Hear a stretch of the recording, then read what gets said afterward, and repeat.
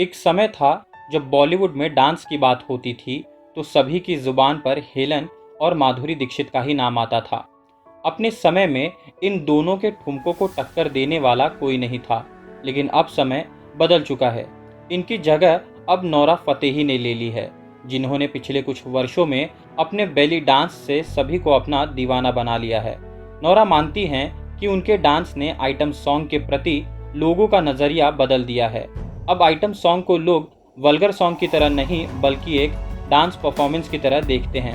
आज लोग उनका डांस देखते वक्त पलक झपकना भी पसंद नहीं करते हैं, लेकिन इस मुकाम तक पहुंचने के लिए नोरा को कई कठिनाइयों से गुजरना पड़ा था। नमस्कार दोस्तों, मेरा नाम है सुमित और स्वागत है आपका हमारे YouTube चैनल पर। इस वीडियो में हम आपको नोरा फतेही के शुरुआती जीवन से लेकर बॉलीवुड की बेस्ट डांसर बनने तक के सफर के बारे में बताएंगे। नोरा फतेही का जन्म 6 फरवरी 1992 को कनाडा के टोरंटो शहर के एक अरेबिक परिवार में हुआ था।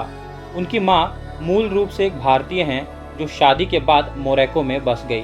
नोरा का एक छोटा भाई भी है जिसका नाम उमर है। नोरा का बचपन कनाडा में बीता और टोरंटो के वेस्टव्यू सेंटेनियल सेकेंडरी स्कूल से उन्होंने अपनी हाई स्कूल की शिक्षा पूरी की।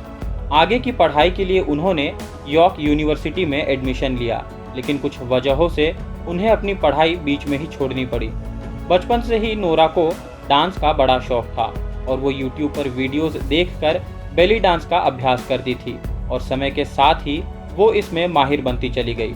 डांस के साथ साथ नोरा ने कॉलेज के दिनों से ही मॉडलिंग भी करना शुरू कर दिया था और कुछ छोटी एजेंसीज के लिए फोटोशूट करने के बाद ऑरेंज मॉडल मैनेजमेंट नाम की एक टैलेंट एजेंसी ने उनके साथ एक कॉन्ट्रैक्ट साइन कर लिया और एक असाइनमेंट के चलते वो इंडिया आ गई।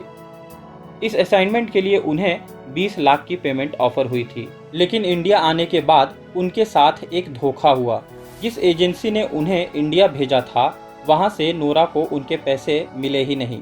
इसकी वजह थी नोरा का उस एजेंसी के साथ अपना कॉन्ट्रैक्ट खत्म करने की बात, जो उस एजेंसी को पसंद नहीं आई और नोरा को उन्होंने उनकी पेमेंट देने से मना कर दिया। इस नुकसान से नोरा निराश नहीं हुई क्योंकि उन्हें ये समझ आ चुका था कि उनका भविष्य मॉडलिंग में नहीं है। नोरा अब एक्टिंग में अपना हाथ आजमाना चाहती थी, लेकिन बॉलीवुड में काम पाने के लिए हिंदी बोलने आना भी जरूरी था और इसीलिए उन्होंने हिंदी भाषा पर पकड़ बनाने के लिए हिंदी क्लास में एडमिशन ले लिया।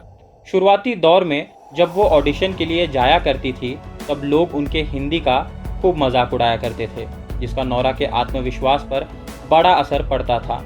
कुछ समय बाद नोरा की हिंदी में काफ़ी सुधार आया और उन्हें उनकी पहली हिंदी फिल्म मिल गई जिसका नाम था roar tiger of the Sundarbans. ये फिल्म वर्ष 2014 में रिलीज हुई थी और इसमें ज़्यादातर काम करने वाले एक्टर्स टेलीविजन इंडस्ट्री से थे और इस फिल्म का उनके करियर पर कोई खास असर नहीं पड़ा। नोरा ने अपनी मेहनत जारी रखी और उन्हें 2014-15 के बीच कई तेलुगु फिल्मों में आइटम नंबर ऑफर हुए और नोरा ने इन ऑफर्स को हाथ से जाने नहीं दिया। इन आइटम नंबर्स में राजामौली की फिल्म बाहुबली द बिगनिंग का मनोहरी सॉन्ग भी शामिल था। इसके बाद नोरा बिग बॉस 9 और झलक दिखला जा जैसे रियलिटी शोज में भी नजर आई थी, लेकिन उन्हें अभी भी एक बड़े ब्रेक की जरूरत थी, जो उन्हें वर्ष 2018 में जॉन अब्राहम की फिल्म सत्यमेव जयते के एक आइटम सॉन्ग दिलबर से मिला। ये गाना लोगों को इतना पसंद आया कि 24 घंटे के अंदर ही इस गाने को YouTube पर 20 मिलियन से भी ज़्यादा व्यूज़ मिल गए थे। इस गाने की सक्सेस को देखते हुए इसका अरेबिक वर्जन भी बना। इसके बाद 2018 में ही नोरा फिल्म स्त्री के गाने कमरिया और 2019 में फिल्म बाटला हाउस के गाने साकी साकी में नजर आई और ये दोनों गाने भी काफ़ी हिट हुए। आखिरी बार Nora film Street Dancer 3D में नजर आई थी। इसके अलावा वो म्यूजिक वीडियोस में तो नजर आती ही रहती हैं। बात करें नोरा के रिलेशनशिप की तो कहा जाता है कि वो एक समय पर बॉलीवुड एक्टर अंगद बेदी को डेट कर रही थी, लेकिन बाद में अंगद बेदी ने एक्ट्रेस नेहा धूपिया से शादी कर ली और इसी के साथ अंगद के साथ नोरा का रिश्ता भी खत्म हो गया। अंगद के अलावा नोरा का नाम बिग बॉस सीजन 9 के विनर प्रिंस नरूला से भी जुड़ा था। नोरा और प्रिंस एक दूसरे से बिग बॉस के घर में ही मिले थे और तब से ही उनके अफेयर की खबरें उड़ना शुरू हो गई थी, लेकिन बिग बॉस के घर से बाहर आने के बाद नोरा ने इन खबरों को झूठा बताया। तो ये थी मॉडल, एक्ट्रेस और डांसर नोरा फतेही की कहानी। अपना बहुमूल्य समय देने के लिए धन्यवाद।